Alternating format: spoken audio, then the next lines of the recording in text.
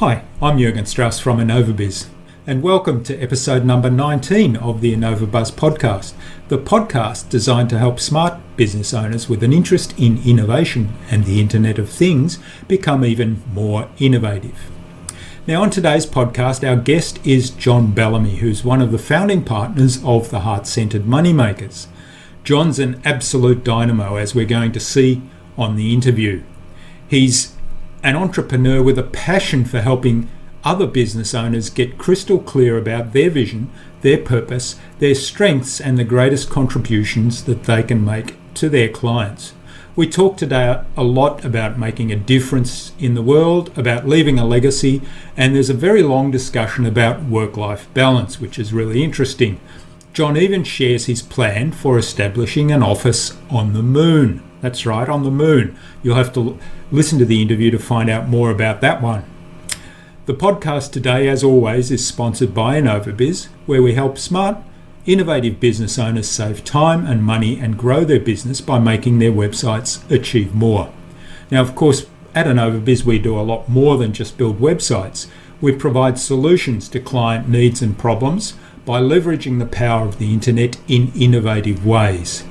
If you want to find out more, then visit our website at innovabiz.com.au, or if you're ready to see how our magic can help you, then come and apply for one of our website accelerator sessions at innovabiz.com.au/WAC. Now, before we meet John, a quick competition announcement. This week's prize is actually an awesome prize. It's a personal consultation with John himself on Skype to help you get really clear on your vision and to identify any roadblocks that might be stopping you and help you with developing plans to remove those roadblocks. So stick around for details on how you can enter the draw to win that prize later on in the interview. Now, without further ado, let's get into the Innovation Hive and get the buzz from John Bellamy. This is the InnovaBuzz podcast, helping smart businesses be even more innovative.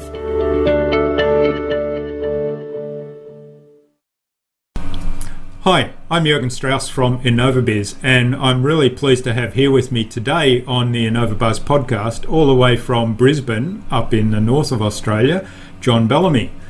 John is an expert on converting your online presence, particularly on LinkedIn, I believe, to sales, and runs a whole range of coaching, helping entrepreneurs, and particularly innovative entrepreneurs, turn their online presence into sales in a very big way. So welcome to the podcast, John.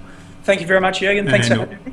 It was Mandy Brasser who suggested we have you on the podcast, so you're here courtesy of Mandy. Mandy is an absolute gem in the community out there. She's an amazing woman. Yeah. And we've had her podcast published last week, so that's a really good episode there.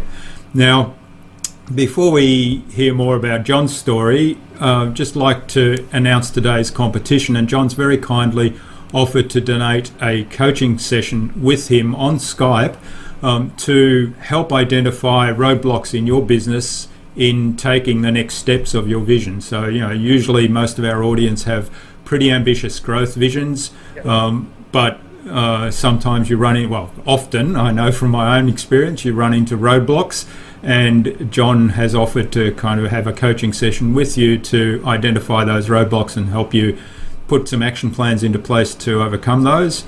And so stay tuned later on in the interview and you can find out how you can enter the draw to win that prize. And thanks, John, for making that available. You're most welcome. Yeah. Now, before we learn about your background and what you do today, tell us a little bit about your journey. So if we look right back to your childhood, what did you want to be when you grew up? Oh, wow. The whole what did I want to be when I grew up takes me back. Ever since a young age, I actually had always wanted to be in the police or the Defence Force. Okay. I know my parents they were happy from a decision point of view, but they were like, surely you can, is that really what you want to be doing? And I actually, I've always wanted to do that. And, lo and behold, I found out I was colorblind at an early age, and that really put the handbrakes on a lot of that. And I remember going through school, and although I was a good student in my opinion, I remember getting my marks at the end of grade 12, and from what the teachers had foretold, you definitely wouldn't see them from a psychic point of view, because the results from the OP scores here in Queensland were completely different, and that sort of threw me right off the ball. As far as, and I think this is the challenge that many young entrepreneurs face, and aspiring entrepreneurs, is like, my life has now changed. What am I actually going to be dedicating myself? So that was me. I mean, I was a professional musician growing up in school, and what did you play? Played the bagpipes, so we'll keep that one on the down low. And bagpipes, there we go. That's unusual. I don't believe I've ever had a bagpipe player on my podcast. Yeah, it was it was great. It paid the bills. I used to go and play at like 15 minutes before an auction, as an example, and a real estate agent would pay you a couple of $100 just to march up and down the street to get more traffic to an auction. Yeah. Great marketing. So it's never been shy from that aspect, and that sort of led me to on a great journey to where myself, now my business partner Roscoe, have our company Heart Centered Moneymakers. And it's both of us have come through that journey of uncertainty, if you like, and really trying a lot of different modalities and different employment opportunities and businesses on just really to work out what that fit was. And when I look back at it, for me personally, when I really take an in-depth and look inside myself, and I go, well, over the years I've been fighting what's actually come out, and what's actually come out to be a great business and a growing business now. And I look at one of the first jobs that I finished at school, where literally the day after school I started knocking on doors and selling Optus mobile phones to while everyone else was getting drunk at schoolies, I was there selling and serving customers. So yeah, it's been a great journey. Yeah, that's fascinating. A lot of interesting stuff in there. So I noted that you're colorblind, and I don't know if you heard our interview with Miguel Nieva a few episodes back. So he's a Portuguese entrepreneur that developed a code system where colorblind people can actually recognize colors. Okay. And it's quite fascinating, so you might want to have a look at that if you haven't seen it already. I tell you what, being colorblind makes it entertaining with your 5-year-old daughter. Mm-hmm. When she wants to do some colouring in lessons, and she's like, "Dad, that's not green, that's brown," and so it's all great. Yeah. All right. And so how long have you been in business then? Yeah, so essentially I've been working for myself in consultancy since 1999. Mm-hmm. As I suppose the typical entrepreneur journey, most entrepreneurs start out being employed and then have their part-time business going in the background, and that was no different to myself. And throughout that time had a few different businesses, and ranging results from spectacular through to absolutely ordinary, and just really found my way through actually doing and implementing, and really seeing what works and trying different things on, and really being a crash test dummy in that regard. And myself and Roscoe, my business partner, we met a few years back now, around about 5 years ago, at a couple of professional and personal development events out in the marketplace, and stayed in contact. And it's been around almost 2 years now that we joined forces, and I bought into the business and brought what I had from a consultancy business, and Roscoe brought what he had, and then we've really taken out that the approach of really servicing those conscious entrepreneurs, and those heart-centered entrepreneurs who really want to build a lifestyle business. Yeah, and the focus is very much on being of service, which that resonates with our audience very much. So I really like that. Yeah, our whole thing is helping people with, a lot of what we do is helping people with the dumb and boring, and it's those little tedious tasks like putting a marketing funnel together, really getting clear, picking up the phone and having a casual conversation and turning that into cash. All of those dumb and boring things that most entrepreneurs don't want to touch, we don't want to know about. But they're those 1%ers that actually enable you to go and reach, the 100% of your audience, and enable you to actually turn that vision, into a reality, and then ultimately into a legacy once you've left the planet. Yeah, good stuff. So when did you discover the internet and start using that as one of the key tools to leverage the marketing funnel? Yeah, sure. The internet for me, when I look at the internet, for me, when I first really started to leverage it, was when I was essentially doing my internship in business, if you like, with a company called Salmat, SALMAT, which is one of Australasia's largest direct marketing companies. Yeah. And at that time, and how LinkedIn came to it, and I was one of the agency representatives, so just walked around and spoke with all the advertising agencies, and I was connecting with all of these different types of professionals, be it the agency execs, be it the end user clients, and I was like most business, you're networking and you've got this stack of business cards that just continues to grow, and it was like, what do we actually do with this stuff? And, we had platforms back in the day like Goldmine and Salesforce and all of those. But what I found was, how is that, and if I choose to, back in the day, if I choose to leave this organization, how am I going to continue to build my professional connections in a way that, not to, take customers from Salmat or anything like that, because I'd never do that. But really to continue to develop and grow and educate and communicate with these people over the time. And lo and behold, I received this connection request saying you should jump on this platform called LinkedIn. And I opened it up and I went, oh, this looks like a really, pretty sexy Excel spreadsheet that can house some data. So literally I sat down, I created my profile, and I started sending connection requests to all of these people that I'd met over the last 18 months to 2 years, that I had all these business cards with, and went, fantastic. Now I've got my own personal, contact management platform that, as long as LinkedIn doesn't shut down, I've got this for life, and it's my own IP. So that was when the big distinction and the curiosity, I suppose, from my end was really sparked, going, how can we, this internet's so brand new, and there's so much information, and where do we steer? And I was like, okay, well, I'm just going to start learning this little platform. And, it's just grown from there. Okay, yeah.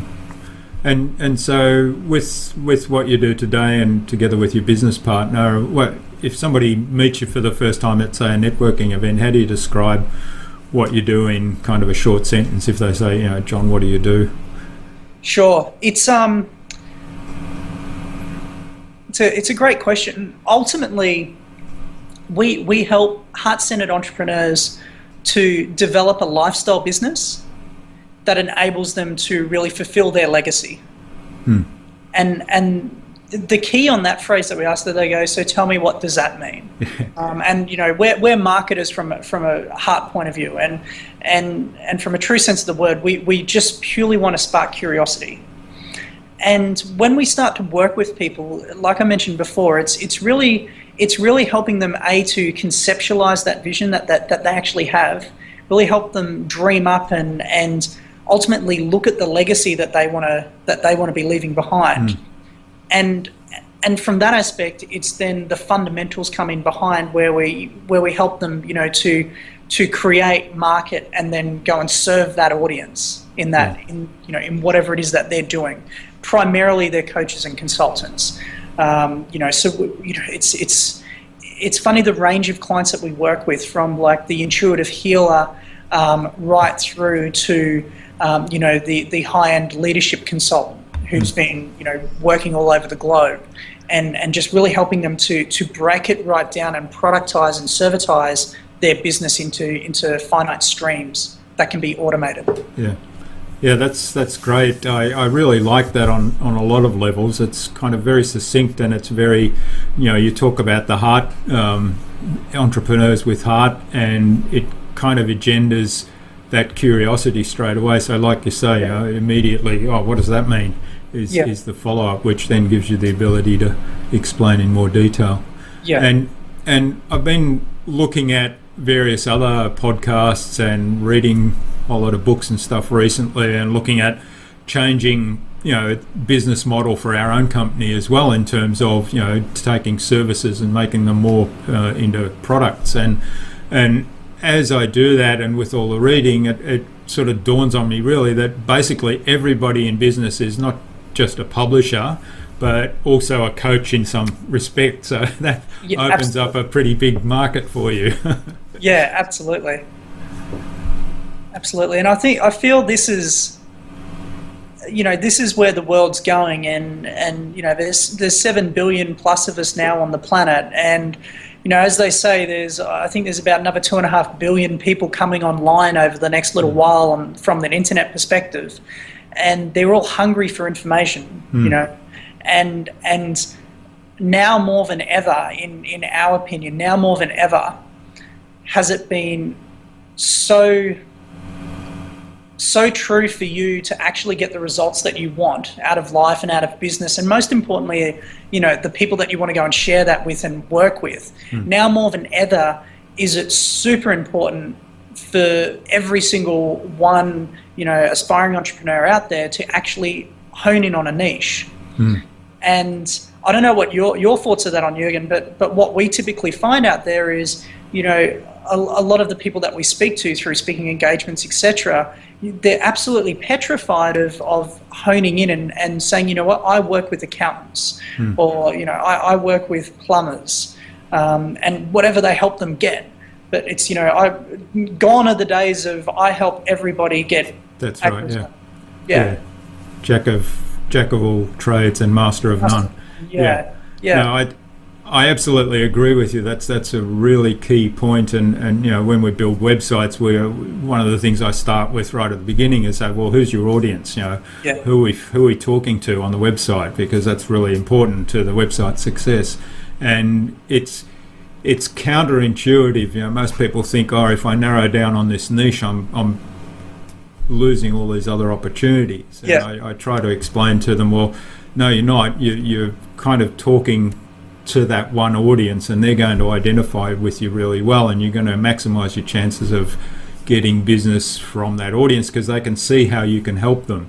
But at the same time, you're not saying that you're not going to take other people. So, like the example I mentioned earlier, everybody really is a coach. So you're not saying you're not going to take an internet company, for example, because they want to learn more about coaching, but you're saying that, your specialty is coaching. That's what you're focusing on. That's where you spend all your energy building your expertise and knowledge. Yeah, absolutely.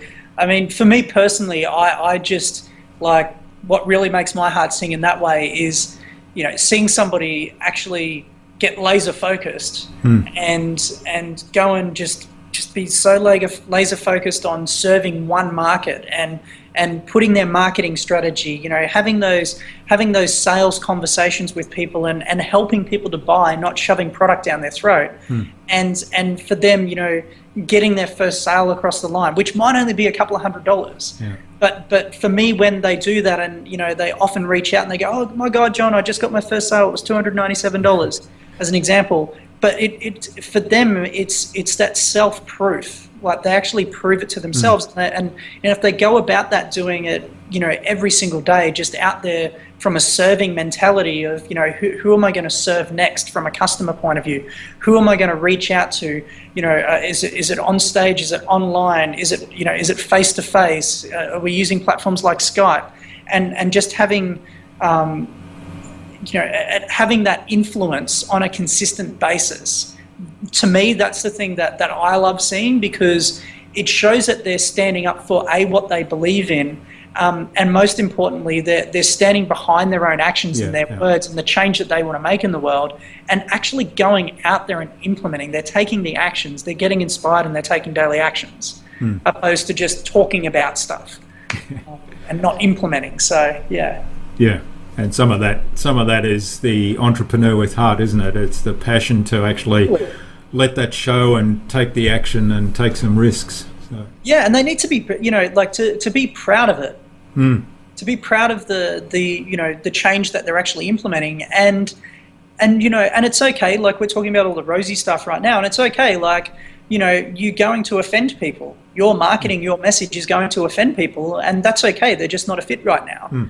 And to not allow other people's perceptions or competitors' perceptions, which is we don't have competition. We may have similar people working in the same space, but we don't have competition, because at the end of the day, whether we're selling a product or a service, people still buy from people. They buy from that connection. Yeah. That's a really important point. And I think it's a point that sometimes these days with technology gets a little bit buried or lost. People look at the tools. It's like, the other example that I'm always confronted with is, and it relates a little bit to this, is, people ask me, how do I get my website ranked on number one on Google? It's a big thing. And I say, well, what do you want to be ranked for, and why do you want to be ranked there? Is, couple of questions to consider first, because it's nice to be ranked number one and then say, oh, I'm number one, and pat yourself on the back, but you've got to have some sort of outcome from that. And then the second thing, they often say, what's a trick I can use? And I say, well, really, there's no trick, because it's all about building relationships and providing information to your audience. And if you do that, then the search engines, Google, for example, because what's Google about? They're just about delivering the best answer to a search that a user puts in there. And so if your answer is the best answer, that's your job. Make that the best answer. So. Where's my magic pill, Jürgen? Where's my magic pill? Yes. It cracks me up. And at the same time, I totally get it, because I'm human as well, and I want a magic pill. Shortcuts are always good, but sometimes they only last for a short while. The magic pill is waking up every morning, getting inspired, and taking action to go and serve your market that day, and just doing it every single day for the rest of the time. That's the magic pill. Yeah, well, there you go. There's a golden piece of advice for everyone. So what do you do on a day-to-day basis then within the business? How do you sort of split the task between you and Roscoe? Yeah, sure. So we've got 10, 11 of us now, I believe, on the team. Okay. And so my role personally is more involved in the chief revenue, so bringing in revenue and income streams and all of those types of things. So personally, I'm a creator in the talent dynamics or wealth dynamics profiles. So don't get me a job to complete it. Just let me come up with it and support me to have that implemented. So personally, if I'm either out there speaking, or having conversations that get us more speaking engagements, doing interviews like this on podcasts, creating content or for our membership for our mentorship clients, coaching, or just having 15-minute calls. It's all revolved around bringing in new business and really leveraging our reach from our message point of view. So that's what I'm in charge of. Roscoe plays the role of the CEO, so he's involved in the staff management, setting the vision, and really ensuring that the business operation is humming along and heading in the direction that we need to, as well as, we both coach together or individually with our clients and speaking on stages and running our own trainings, et cetera, et cetera.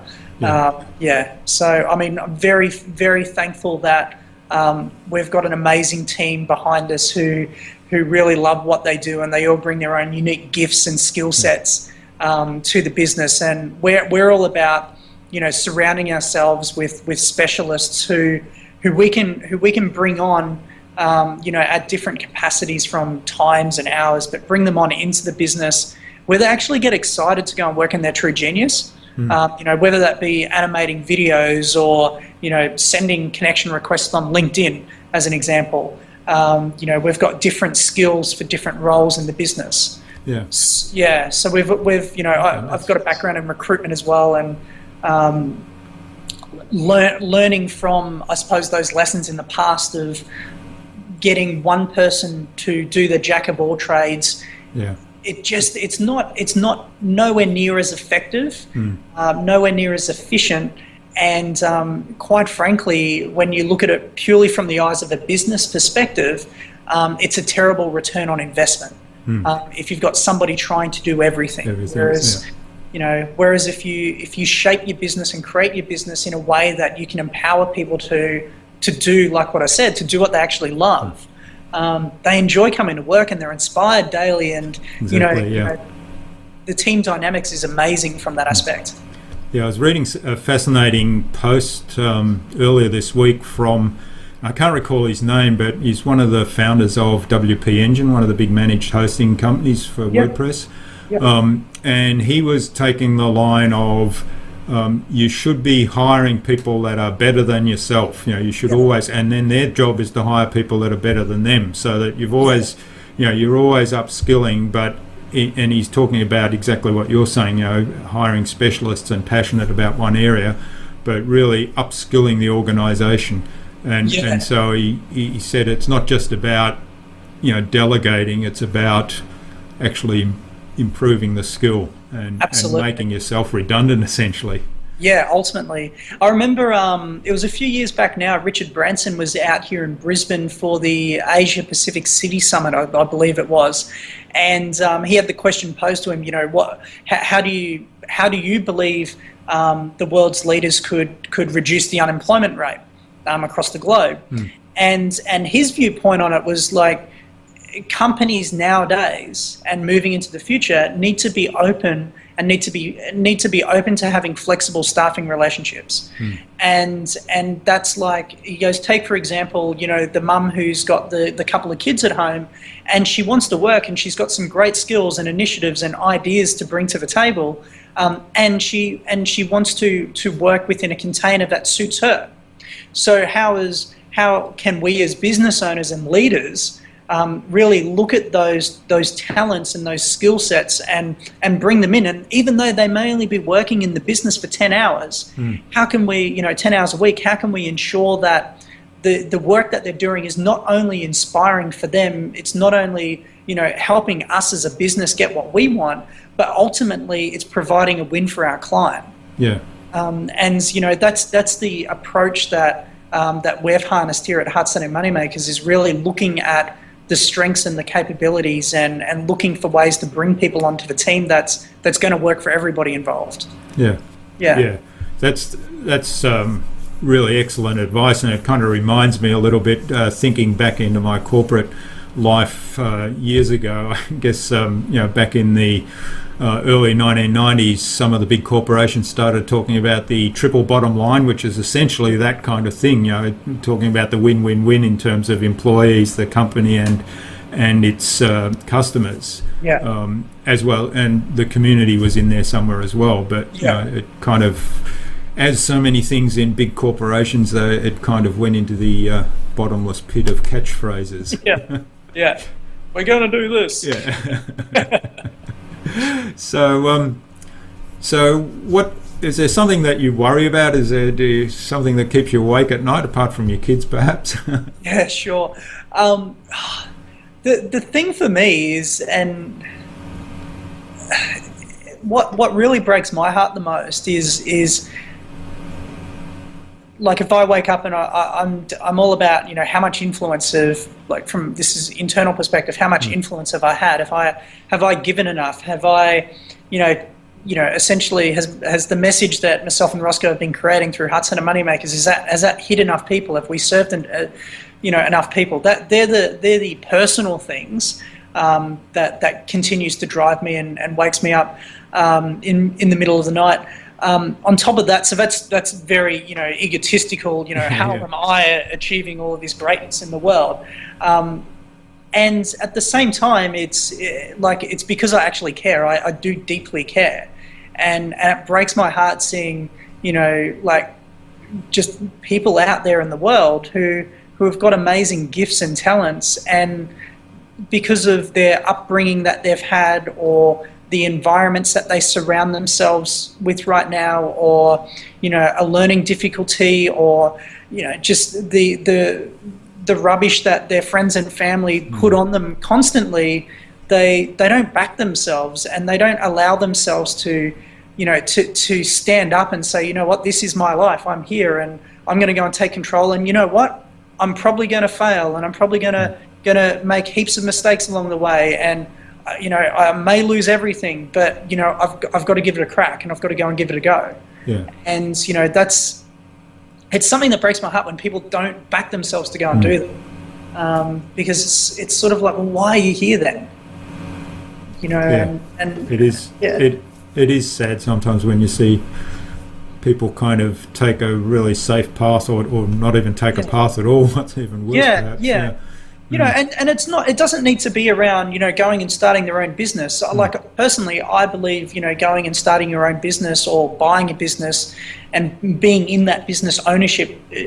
Ultimately, personally, I believe that's the way to go. That's my personal opinion. And in saying that, my partner, as an example, for her, if she could just be an amazing employee and go and help people, by helping them get what they want, nothing would give her greater satisfaction. And that's perfectly as well. It's great as well. It's like the mum who just wants to be an amazing mum, and there's nothing wrong with that. But it's allowing. The challenge is they're allowing other people's opinions to essentially influence them. Steer their own destiny. And whereas who cares what other people think? Why is it your concern what other people think about you? It's really about clarity about your own purpose and your own what you want to do with your life. Absolutely. What was it? I can't remember who said this, but it kind of flashes back in my mind quite often. It's to the point of what other people think about you is none of your business, I think. It's their problem, not yours. Exactly. And once again, we're all guilty of that, of allowing other people's. I know I am. I care. There's a little thing called ego, right? Exactly. It happens, and I feel the difference is, and once you truly believe that, like you never. I don't believe anyway, you're never not going to have that pop up in your life at some whether it's now or 10 years from now. We always care about what other people think. And what I can say now is that, yes, I still care what other people think. However, because I've done the work and I'm conscious of that now, I'm aware of that in my life cycle and in my sphere of influence. If I feel myself getting down or being steered in a different direction, I can now instantly sort of catch onto it and go, hold on a second, let's take the emotion out of it. And why is it my concern what they think? And really analyze that conversation or analyze the comment that they may have had, and it's like, okay, well, what's usefulness in their comment? What can I actually take away from that? Maybe there actually is a nugget of gold in there that's going to help me innovate our business and go and reach more people. It's feedback, but it's that's how you should treat it. Absolutely. Now, you mentioned you had 11 employees now. So do you have an office in Brisbane, or are they working from home, or how does it work? It's so funny. So we're down the southern end of the Gold Coast, down at the Tweed area, and we actually literally just signed the lease yesterday on our premises. So we should be moving into that in the next week. That's exciting. So we've got 400 odd square meters, and we've just signed a 19-year lease, and it's going to be an event and co-working environment. Right. So we'll be able to fit 150 in theatre, I believe, and around about 70, 80 in classroom style.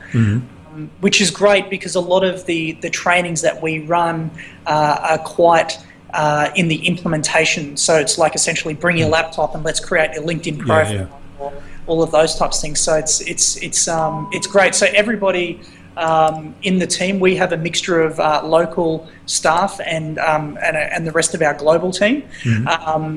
Most people in our team right now either work from home, or if they're local staff, we'll typically get together and come and work from our apartment down here at Kira, where we are right now. But all that will change as of next week with the kids coming through. That's excellent. That's exciting. So yeah, I noticed you've got Serve 2015. So that's right. Obviously a regular event you put together. So I imagine they'll be running in your new premises now. Yeah, absolutely. So yeah, the next Serve is in June the 19th through to the 21st of this year. And yeah, that'll be the second event that we'll be holding at the new venue. Our first event is for our group mentoring clients, all around their sales conversations that they're having with their clients. Yeah. Okay, that's great. Yeah, and we can talk a little bit about Serve 2015 if you like in a moment. Unfortunately, in June I'm going to be in San Francisco, so it's a little bit out of the way. So stream it through for you. Yeah. Yeah. Well, I noticed I could buy a recording, so that's an option. Yeah. So what do you see as the biggest challenges in building this business, John? For our business? Yeah. Yeah, sure. We want it all yesterday. That's the big challenge for us right now in growing the business is it's a reach game, and it's really like we've come through from the personal branding game, and now we're going into building the corporation side of things. So it's that transition now from essentially the Roscoe and John show, if you like, through to now really corporatizing the brand and the growth that comes from that. So most people on our database, as an example, or people that we meet, it's like, hey Roscoe, hey John. It's that very personal connection. So it's starting to grow the corporation and transitioning from a personal branding to a corporation and a corporate branding strategy without losing that personal connection. Yeah. With the audience. That's for me, from a marketing point of view, and from going out there and speaking and being out on the front end. I know that for me that's something that keeps me up at night, and I'm always constantly thinking about how can we ensure that as we grow and build this large heart-centered corporation to go and serve people across the globe, how can we do that in a leveraged way? So we're not working 1 billion hours a week personally, but ultimately, so we're really still connecting one-on-one with our end consumers and our clients, and really helping them achieve greatness in their life, because that's ultimately the driver from our point of view. Yeah. I was having a discussion this morning with my business coach, who's also a client and another client of mine, but we were looking at running some joint workshops, and it's all around that challenge of leverage. How do you take a business that is looking to grow but leverage it in a way that it doesn't impact on their lifestyle? It's not going to mean the business owner's working 7 days a week, and it doesn't destroy their lifestyle and so on. So, yeah, and it's quite funny if we can have a chat about that for a second, Jürgen. It's really quite an interesting dynamic, and we're speaking to hundreds, if not thousands, of people each month through various platforms, and the vast majority of people we speak with, it's if I ask them, so tell me what do you want your business to look like, I can pretty much guarantee the response will be, I want to be earning 200 to 250,000 a year, working 20 to 25 hours a week, every single time, without fail. Like it's and like, to be honest, like, there must be some book or something that. No, and like the challenge is, and I personally, I love Tim Ferriss, so this isn't any disrespect to him or anything like that, but they go and read books like The 4-Hour Workweek and they go, oh, fantastic, I'll just do that. And what they don't understand is that the countless of hours and time and energy that Tim had invested building that. In building that, so we could build the systems, so we could actually have that lifestyle, and our response is, sure, we can build you that, and you've got to be willing to put the hard yards in. Are you willing to work 5 to 7 years in order to build the marketing, to build the team behind you, to increase your revenue, so that you can actually take out $200,000 to $250,000 a year personally? Because there's this delusion that if my business turns over 250 grand, I actually make that's what I get. Which is no.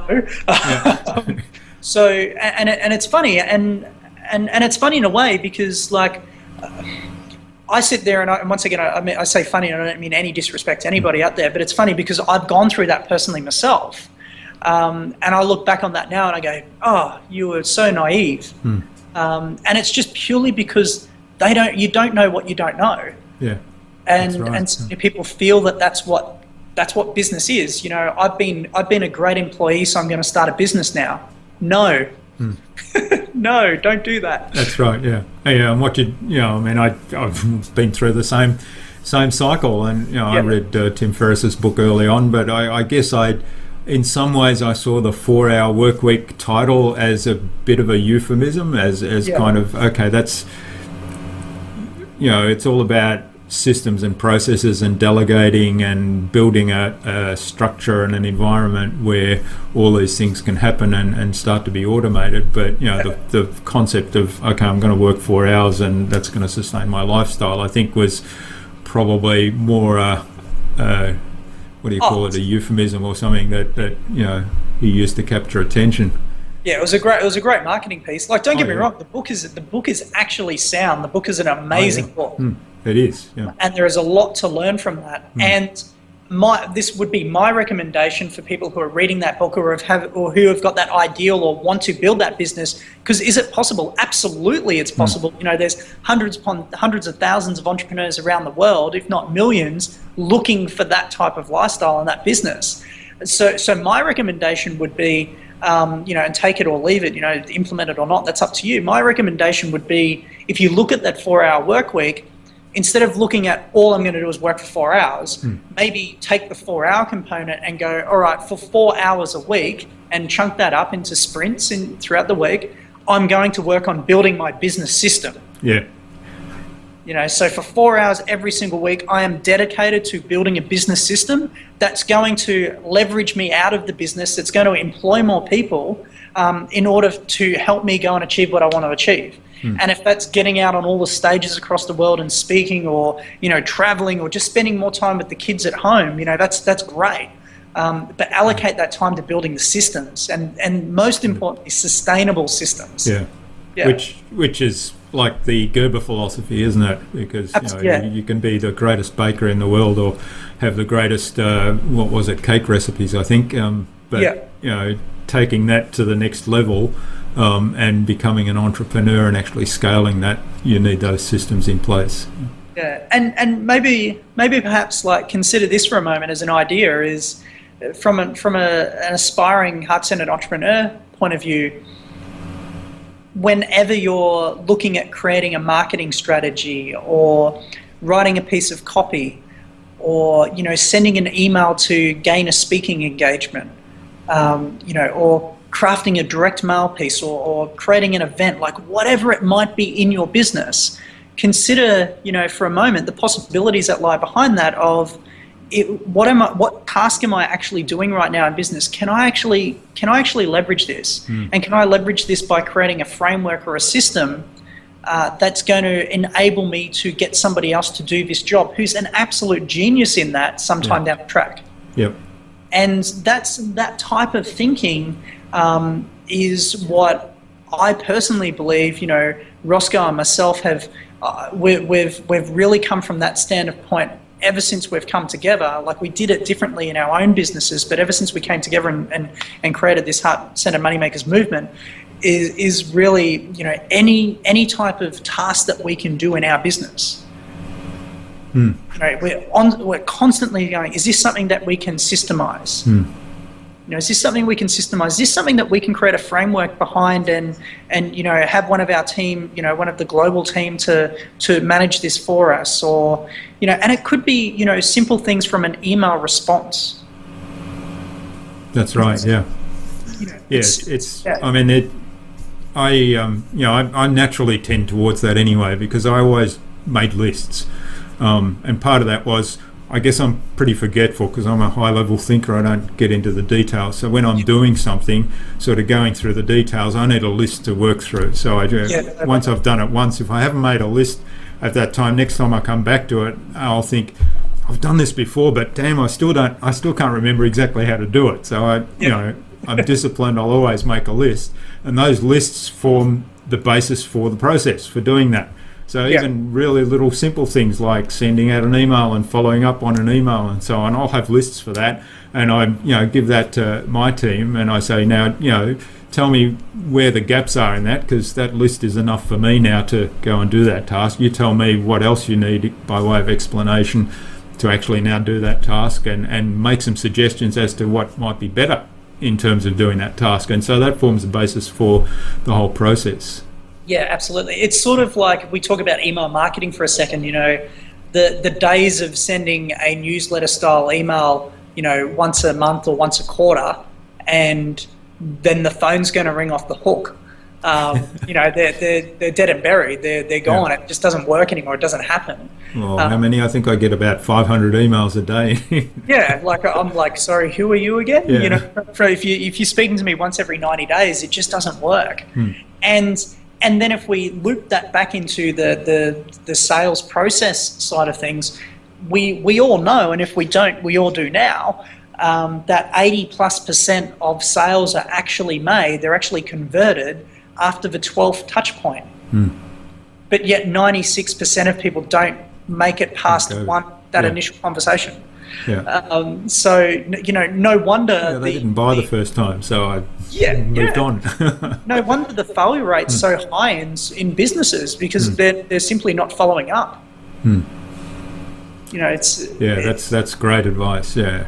Fortune is in the follow-up, somebody once said to me. Absolutely, Yeah. All right, so tell us a little bit about the Serve 2015 then, or the idea of the Serve conferences. Sure. So myself and Roscoe, it actually morphed from a program that we ran called 10 Grand in 10 Days. And ultimately what we found when we were working with coaches and consultants out there was the most part, most of the people that we spoke with were really lost when it came to actually creating their marketing pipeline. So, and what I mean by that is from a direct response marketing point of view. So things like opt-in products and tripwires and email marketing sequences and autoresponders, all of these different terminologies, which are all jargon. Yeah. They they didn't know what they were and didn't know how to put them in place in order to convert. And typically speaking, most coaches and consultants out there are, meeting somebody at a networking event, or someone's passed a referral, they go and have a coffee, and then they have another coffee, and then they have another coffee meeting, and then they'll do like a strategy session for free again, and then all of a sudden, so we haven't asked them to buy anything yet, and then all of a sudden, from a corporate or a consultancy point of view, we're asking them to commit $30,000 to $60,000 for a year to work with them. Or in a coaching environment, they might be charging $1,000 to $1,500 a month in that regard. So what we found is, from a marketing point, was that there was no baby step. We're going free, and then bang, buy something. Yeah. Or a lot of the time it'll just go, hi, we met, buy my stuff. So we created this program from, studying a lot of the great internet marketers out there and the direct response marketers like Brendan Burchard, Frank Kearns, Ryan Dice, and we studied a lot of the guys who were doing quite well, as well as the likes of Dan Kennedy's and from a copy perspective, and Rick Sheffron and Mike Filsame, and we just studied all of these amazing different platforms and marketing techniques. And what we then did, we were like, okay, well, we're crash test dummies, so we'll try this on in our business. So we went out there and we created an opt-in product. So what I mean by that is, in exchange for your name and email address, I will give you something for free that is highly valuable. So that could be, if we look at LinkedIn as an example, it could be a cheat sheet on the 10 actions you can take daily on LinkedIn to actually get you the results that you want. So how to farm LinkedIn for leads, do these 10 things.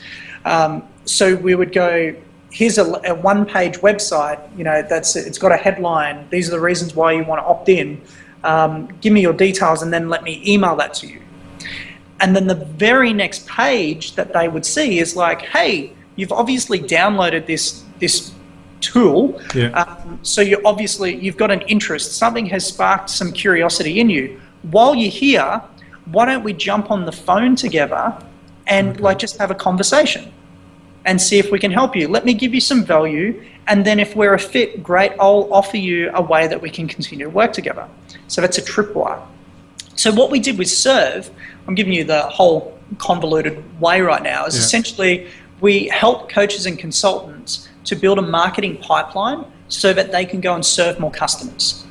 So we actually help them in the training. They bring their laptops. We help them create the little mini web pages for them.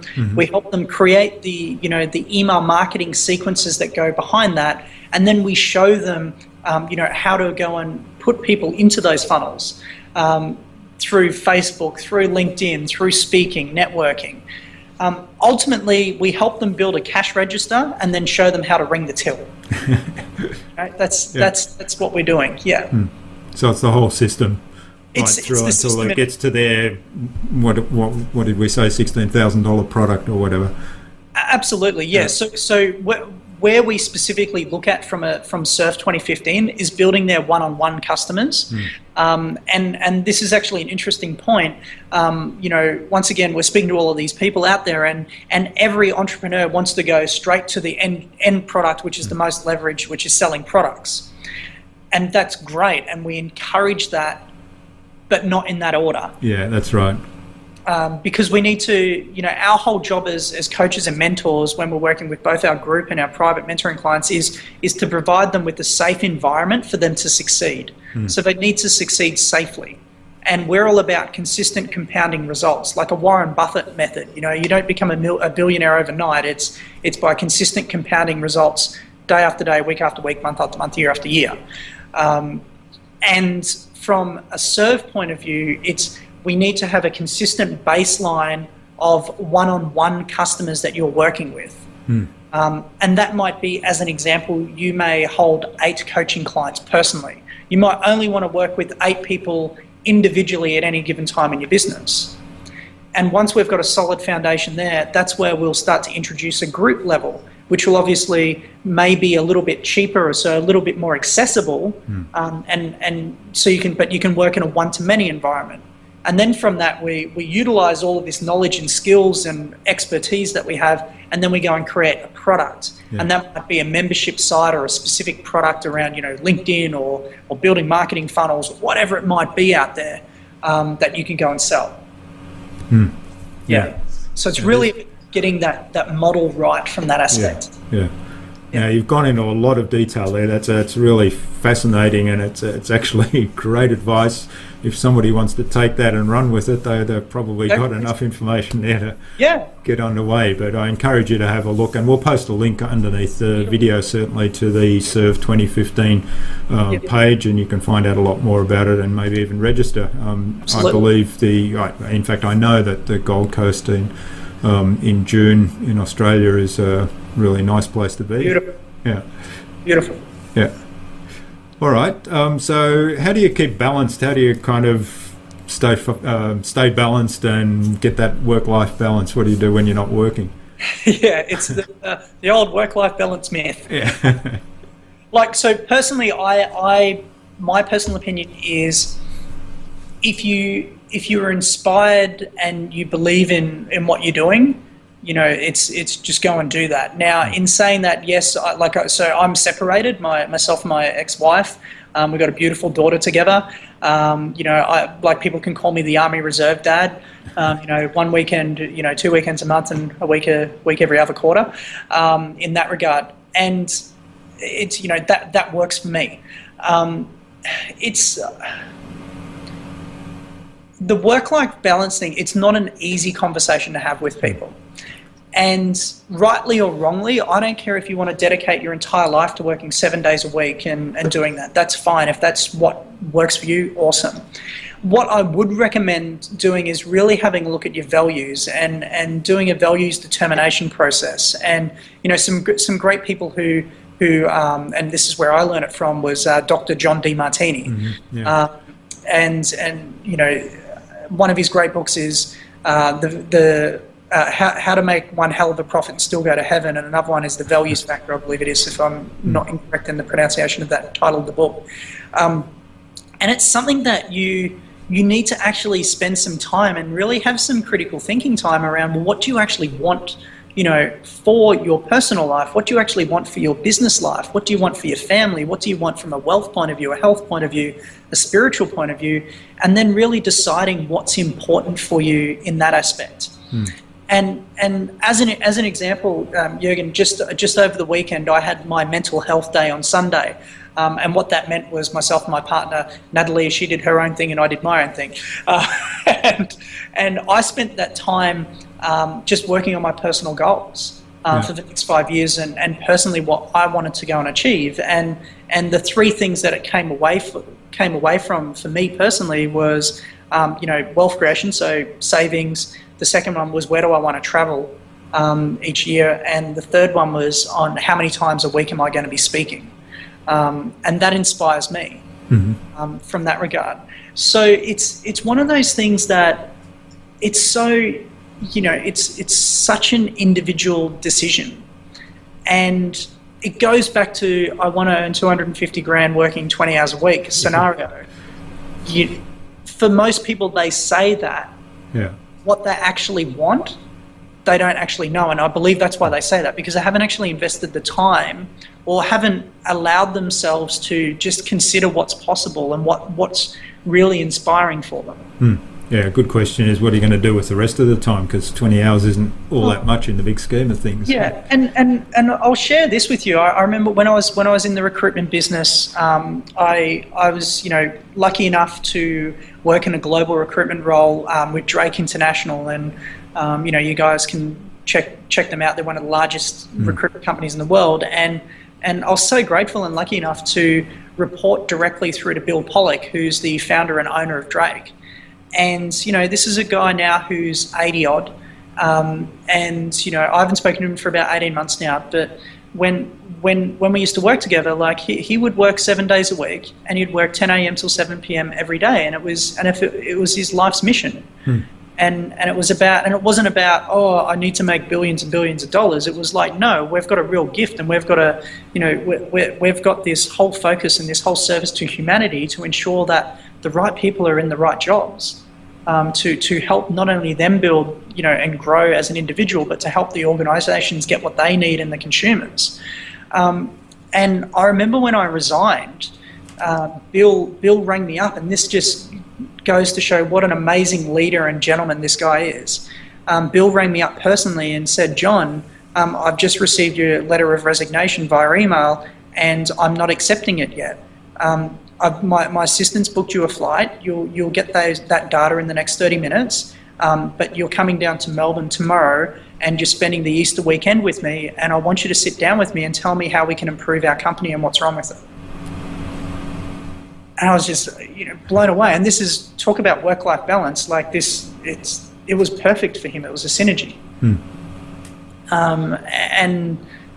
So I know I'm drawing around this question here for you, Jürgen, but I feel that there isn't a simple answer to work-life balance. I feel it's the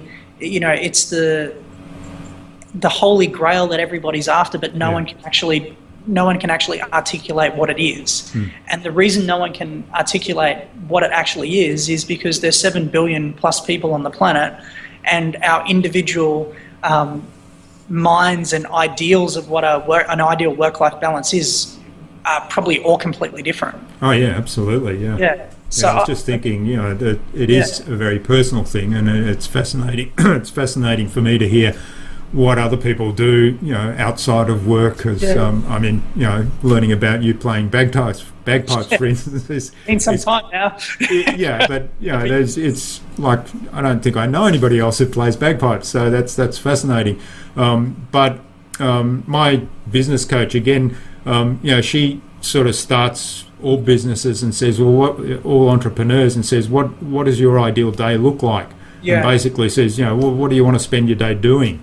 Yeah. And then everything kind of cascades down from that. So, the whole business philosophy and values, your personal values integrating with business philosophies, everything sort of comes back, and the check is always, is that going to give me my ideal day?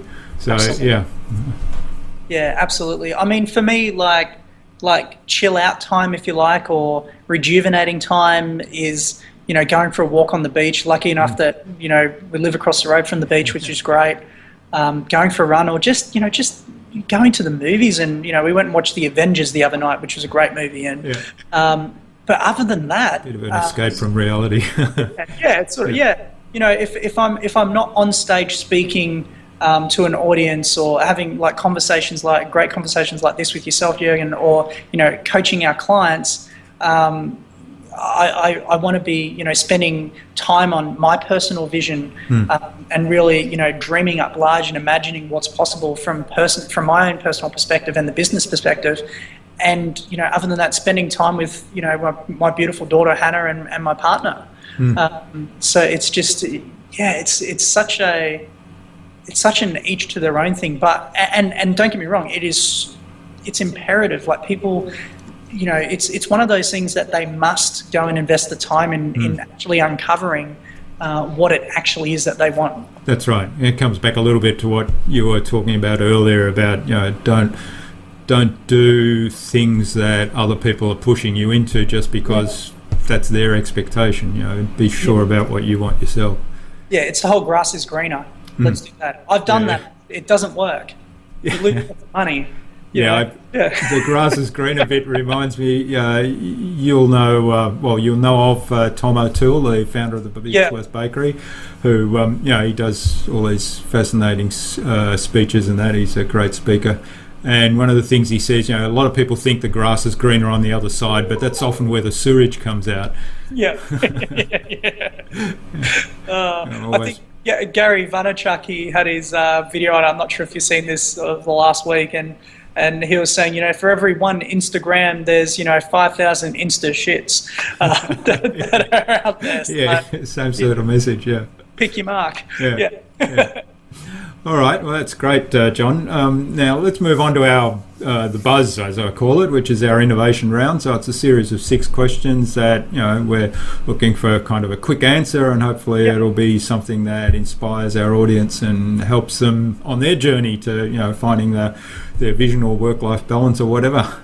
So the first one is, what's the number one thing anyone needs to do to be more innovative? They really need to get crystallized on what their actual vision is first. Because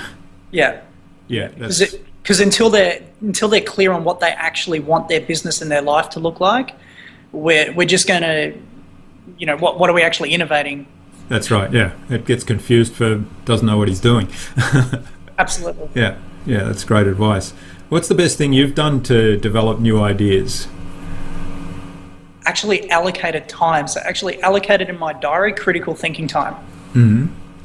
And literally just sat there with a notepad and pen and looked at, from a client experience point of view, who am I trying to attract? Really getting myself into my client's shoes and into my future customer shoes, and then deciding based on that where to go. So as an example, from a platform like Infusionsoft, I leverage my time.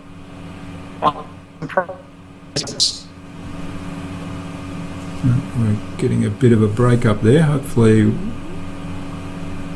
there we go. Looks like you're back. Yep. So it kind of stopped there when you were talking about Infusionsoft. Yeah, so Infusionsoft is a platform that I use. Like, it's an amazing platform, but we use that from an innovation point of view, as far as how can we, get our message to different mediums. How can we track? How can we really look at the data behind that and perfect our message and our reach? So take time to understand what customers need, and then sort of plan around that and see what else you can bring to serve them. Absolutely. That's great. So this might be, you might have already answered this, so do you have a favourite tool or system for doing innovation or improving your leverage around innovation? Yeah, absolutely. So Infusionsoft personally is an amazing tool. I'll give you top 3. Infusionsoft, Glyphy is another great little platform where you can draw out some maps and all of those types of things in there. And lead pages, like just your instant pages platforms, particularly with what we do, they're amazing. Okay, and we'll have links to all of those tools underneath the video as well, so people can go and check them out. So I did look at Gliffy a while back. I'm not sure, I didn't sort of take to it. I don't know why now. But yeah, I know it's one of the good ones. I do a lot of mind mapping, so maybe it was too close to that, and I decided it wasn't any different to mind mapping tools that I had. Yeah, absolutely. All right, what do you think is the best way to keep a client or a project on track? Bill in monthly recurring in advance.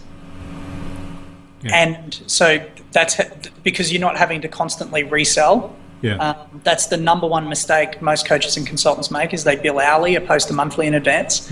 And secondly, actually have a project meeting and agree to milestones throughout the project, so you don't have scope creep coming through. Yeah, that's great advice. Advice. And what do you think is the number one thing anyone can do to differentiate themselves? Actually, like this one, it's actually spending the time and investing the time in getting really clear on who they are as an individual, who they actually want to serve, and really getting just laser focused on that niche that they're going to be servicing.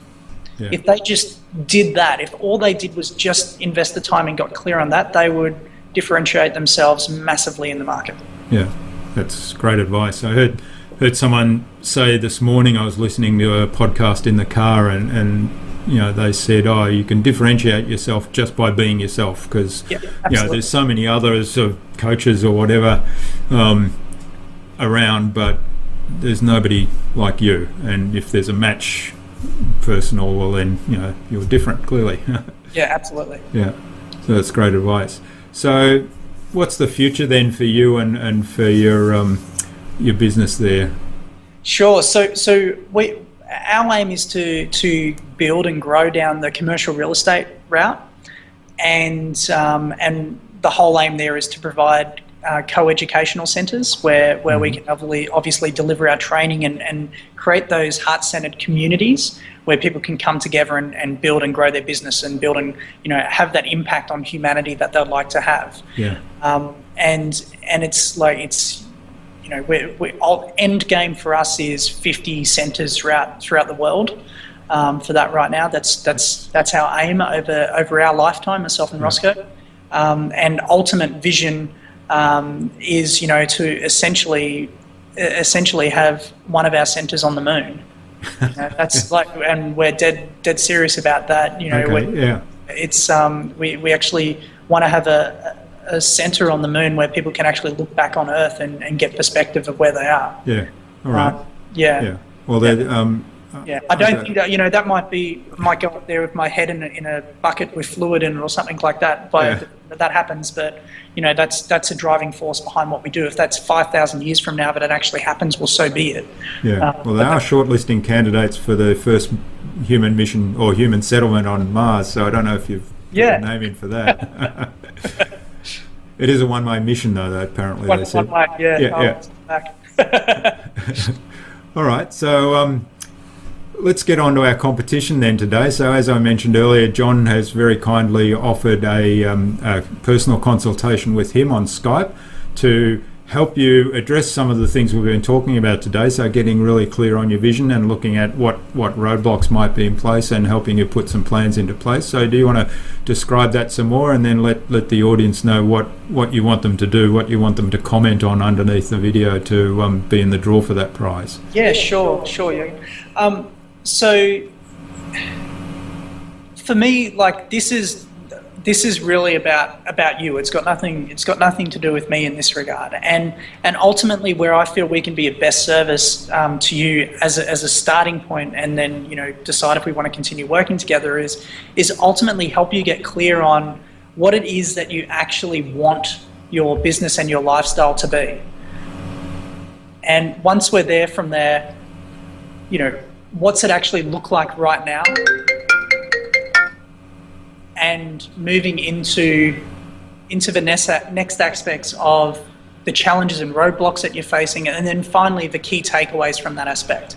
So that hour that we'd spend together, it'd be really, really focused on giving you clarity around what it is that you want for your business, where are you at right now, the challenges and roadblocks that you'll be seeing, and then finally, the key takeaways and implementable actions from that. So it would be a fit, for those of you who are absolutely dedicated and focused on really leveraging your message and leaving that legacy and in a heartfelt way. So, doing greater good for humanity. It wouldn't be a fit for somebody who, ultimately just wants to go and rape and pillage the earth, or, just wants to, I just want to go and make money. Yeah. We want you to, you've got to come from your heart space in that regard. So from a competition point of view, what I would love to hear, Jürgen, is of all the forces and things going on out there right now in the world, which of them for you actually breaks your heart? So I'd love for them to comment, of all the forces and things going on out there in the world, which of them breaks your heart? And secondly, what is it that you want to do about it? Yeah. Okay, that's a really good challenge, John. I'm fascinated by that one. I'd be make them earn the strategy. Yeah, exactly. It's an awesome prize. It's an awesome prize. I'll be fascinated to see what comments we get back and what contributions we get. So put your comments underneath the video. Tell us, tell John what things are happening out there in the world today that absolutely break your heart, and also what you want to do about it. And I'll get John to come back in a couple of weeks' time and take a look at the contributions and pick out the winner. Absolutely. Yeah.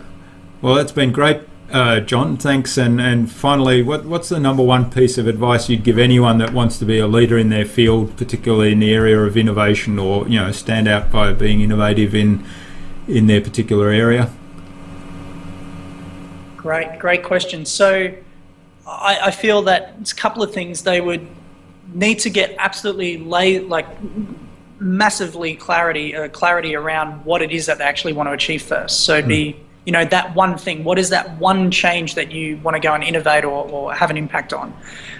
Secondly, I'd really get clear on what your key strengths are in that. So as an example, wealth dynamics, talent dynamics, I'm a creator. So I'm great at creating things, but I need a team behind me. Yeah. So getting clear on what your skill set, what you personally can bring to the table, and then thirdly is who do you need on your team supporting you in order to make that vision a reality, make that mission a reality in that regard.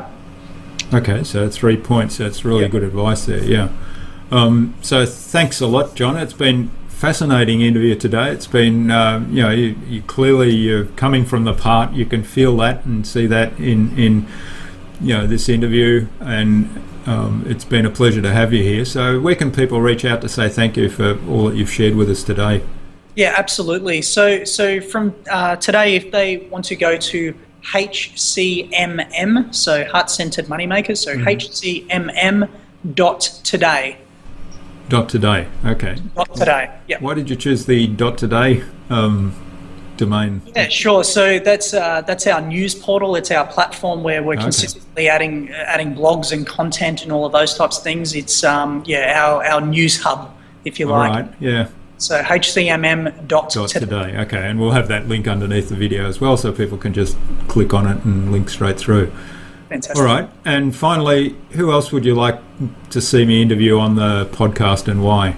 Yeah, absolutely. So it'd be rude of me not to recommend Roscoe Patterson, who's my partner, Jürgen. Yeah. And the reason there's a couple of reasons why I say that. We are a great company, and we do absolutely care about the impact that we're having on the world. And more importantly than that, is that Roscoe is an absolute genius, and where I feel he may be able to help, and where it comes from the innovation point of view as well, is really helping your listeners to heal their relationship with money. Mm-hmm. And the reason I say that is because innovation and building great things and making bigger requests not only of yourself but of the people around you in the world and of your customers and your clients. A lot of it has a lot to do with your belief in your self-worth, and being able to heal your personal relationship around wealth and money once you're able to do that, you will look at your entire business. You'll look at the way that you could go and grow and innovate and reach and connect with more and more people every day, so much differently. And as a result, you'll have such a far greater reach and impact on those people that you want to serve. So I'd highly recommend, speaking to my business partner, Roscoe Patterson. Okay, well, that's great. So, Roscoe, look out. I'm coming to get you, courtesy of John Bellamy. Yeah. All right, well, John, it's been wonderful to have you on the podcast. I really appreciate all that you've shared with us and you taking the time to talk to us. And I look forward to staying in touch and also to learning more about the business when I speak to Roscoe as well. Excellent. Thank you very much, Jürgen. It's been an absolute pleasure. And, for those of you listening, podcasts are the way of the future. So definitely listen to Jürgen's podcast and keep in contact. Thanks, John. Bye. Bye. Well, I'm still buzzing from that interview. John is really a million miles an hour. He definitely is coming from that entrepreneur with a heart mindset and looking to make an impact and leave a legacy. And what a wonderful prize we have today. A 1-hour Skype session with John himself to help get clear about your vision, your goals, and remove any roadblocks that you might have in your way. I certainly hope you enjoyed meeting John as much as I enjoyed interviewing him. Now, all the show notes and other information from this episode are going to be at innovabiz.com.au/John Bellamy. That is JOHNBELLAMY, all lowercase, all one word, innovabiz.com.au/John Bellamy. So everything that we spoke about in today's episode is going to be listed there and linked. And there certainly are a lot of resources for you to look at, and you can even sign up for the Serve 2 2015 conference that John spoke about. Now remember, leave your comments underneath the video for your chance to win that Skype conversation with John, which again, as I said, is an awesome prize. So leave your comments and tell John what are the things that are happening out there in the world that absolutely break your heart, and what do you want to do about it. I'll get John to come by in a couple of weeks' time and take a look at the contributions and then pick the winner. John suggested I interview his business partner, Roscoe Patterson. So that's Roscoe at Heart Centered Moneymakers. So Roscoe, keep an eye on your inbox for an invitation from me to join us on the InnovaBuzz podcast. We'd really like to have you on board, and if John is any indication, that's going to be another session at 1,000,000 miles an hour. We're really looking forward to that one. To my wonderful audience, thank you for listening or viewing the InnovaBuzz podcast. We really appreciate having you here, and we hope that we're making a difference to your life. We'd love you to post reviews for us, because reviews help us get found and your feedback helps us to improve. So you can review us over on iTunes or on Stitcher, and while you're there, please subscribe so that you'll never miss a future episode. Until next time, I'm Jürgen Strauss. Remember, if you don't innovate, you'll stagnate. So think big, be adventurous, and keep innovating.